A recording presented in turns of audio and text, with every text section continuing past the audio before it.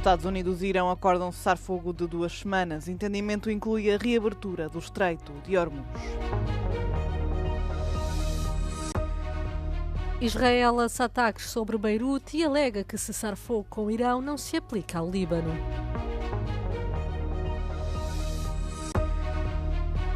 Líder da oposição de Taiwan faz visita rara à China numa missão de paz. FIFA abriu processo disciplinar contra a Federação Espanhola de Futebol após terem sido entoados cânticos islamofóbicos durante o jogo amigável contra o Egito. Estados Unidos e Irão concordaram com o cessar-fogo de 2 semanas, depois de Donald Trump ter suspendido os ataques que ameaçava lançar contra pontes e centrais elétricas iranianas. O acordo inclui a reabertura do Estreito de Hormuz. O Conselho Supremo de Segurança Nacional do Irão afirmou ter aceitado o cessar-fogo, indicando que iria negociar com os Estados Unidos em Islamabad a partir de sexta-feira. Nem o Irão, nem os Estados Unidos indicaram quando o cessar-fogo teria início.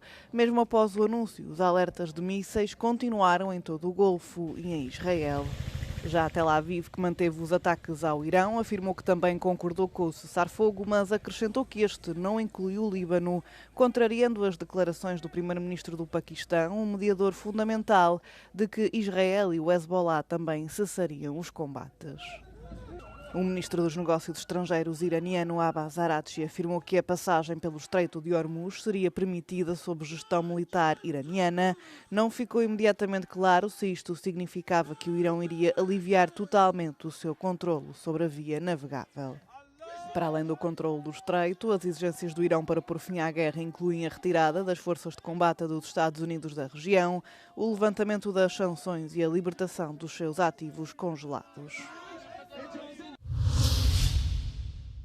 Um ataque israelita à cidade de Sidon, no sul do Líbano, lançado sem aviso prévio, matou pelo menos 8 pessoas e feriu outras 22 durante a noite, segundo o Ministério da Saúde libanês. Na quarta-feira, vários ataques aéreos israelitas atingiram também a capital libanesa, Beirute, após os Estados Unidos da América e o Irão terem anunciado um cessar-fogo de 2 semanas. As Forças Armadas de Israel afirmaram ter lançado o maior ataque coordenado da guerra, tendo atingido mais de 100 alvos do Hezbollah em 10 minutos. Israel tinha declarado anteriormente apoiar o cessar-fogo entre os Estados Unidos e o Irão, mas que o acordo não se aplicava ao Líbano, apesar do mediador, o Paquistão, ter afirmado o contrário. Várias famílias libanesas encontram-se ainda deslocadas à espera de poder voltar para casa.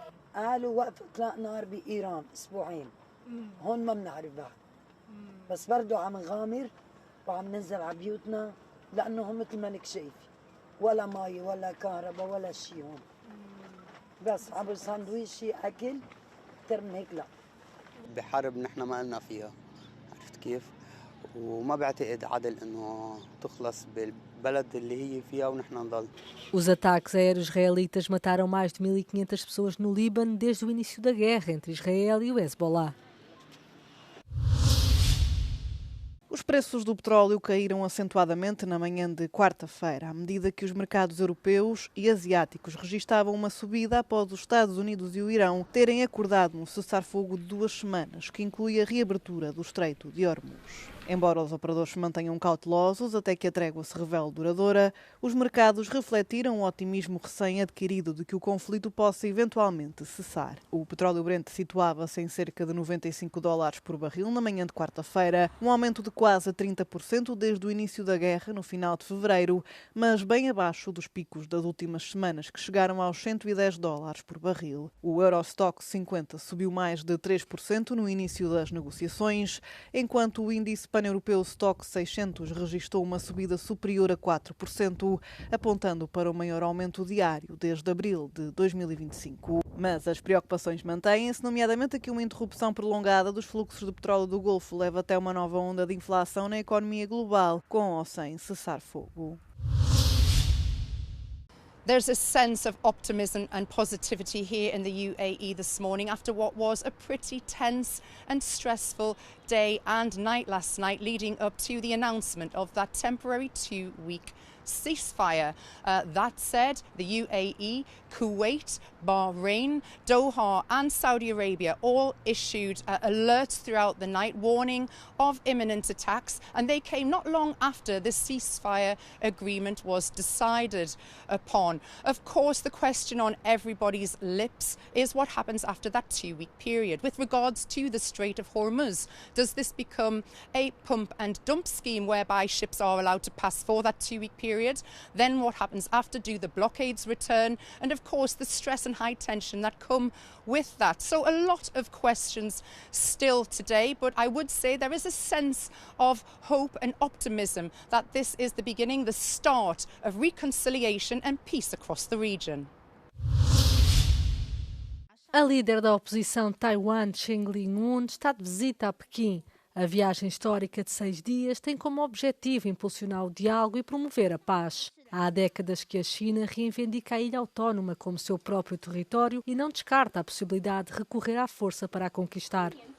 A aposta de Li-un na paz surge no momento em que Pequim tem vindo a intensificar a pressão militar sobre a ilha, enviando regularmente aviões e navios de guerra para as suas proximidades.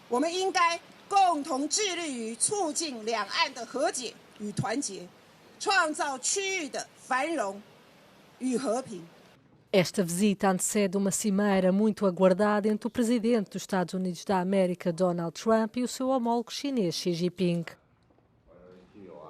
Em dezembro, a administração Trump anunciou um acordo de grande envergadura com Taiwan, avaliado em mais de 9,4 mil milhões de euros, que inclui mísseis de médio alcance, obuses e drones. Pequim tem criticado repetidamente as vendas de armas de Washington a Taiwan e advertiu os Estados Unidos da América contra a interferência no que considera serem os seus assuntos internos.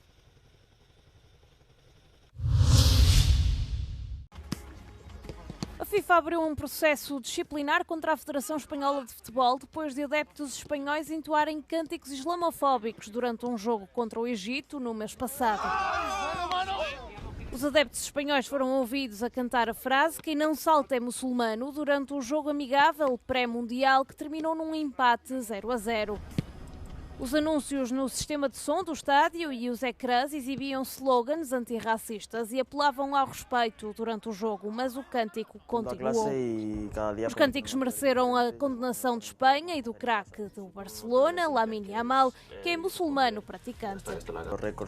No Instagram, após a partida, o atacante de 18 anos rotulou aqueles que usam a religião como um insulto, como ignorantes e racistas.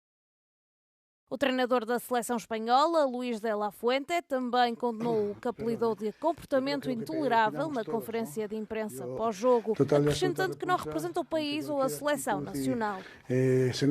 A polícia espanhola também lançou uma investigação própria sobre o incidente, que está nas mãos da Unidade de Crimes de Ódio e Discriminação. O ministro dos Negócios Estrangeiros espanhol, José Álvares, pediu desculpas ao homólogo egípcio e condenou o comportamento dos adeptos. Por seu lado, o diplomata egípcio denunciou os atos xenófobos, mas enfatizou que o país vê Espanha como tolerante e pluralista.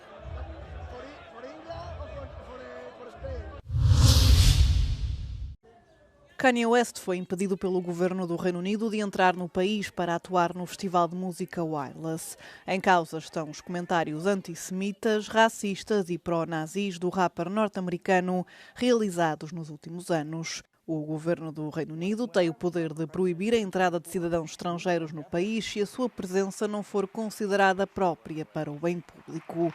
Após a decisão, a organização do Wireless Festival confirmou o cancelamento da edição deste ano, informando que todos os detentores de bilhetes irão receber o respectivo reembolso.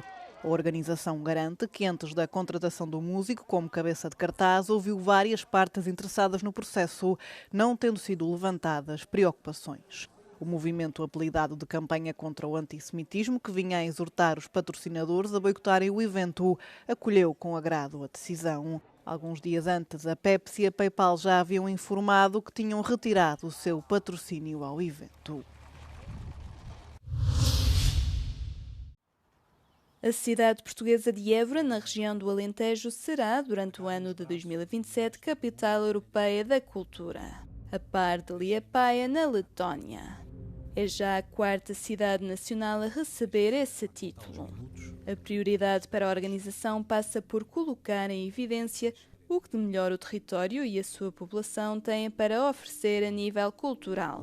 O património é rico e vasto, a paisagem é uma paisagem única em termos europeus e, portanto, o que nós vamos fazer é criar uma programação, e estamos a trabalhar nela, criar uma programação ao longo de todo o ano que mostra, na verdade, isto, como é que nós conseguimos ser um evento com raízes tão profundas no Alentejo e trabalhando a nossa, o que era riqueza patrimonial, artística, mas torná-la, na verdade, com uma escala verdadeiramente nacional e internacional. Algo que será feito tendo por base uma filosofia local, onde ter tempo para refletir e para experienciar o que nos rodeia é visto como essencial. O vagar, que é um conceito fundamentalmente enraizado na característica dos alentejanos e do seu território, na verdade é um conceito que é multifacetado, porque ele permite oferecer a possibilidade de refletirmos sobre a forma como vivemos as nossas vidas. Como vivemos as nossas vidas, como nos relacionamos com o tempo, como nos relacionamos com o outro e como nos relacionamos com o espaço à nossa volta. A organização estima que esta iniciativa da União Europeia resultará num acréscimo significativo no número de pessoas que visitam a região. A Évora 27 vai trazer a Évora e ao Alentejo todo muitos visitantes, segundo os estudos, o dobro dos visitantes, que normalmente são 600.000 todos os anos e deverão passar para 1.200.000 durante o ano de 2027. A abertura oficial de Évora 2027 está marcada para 6 de fevereiro do próximo ano.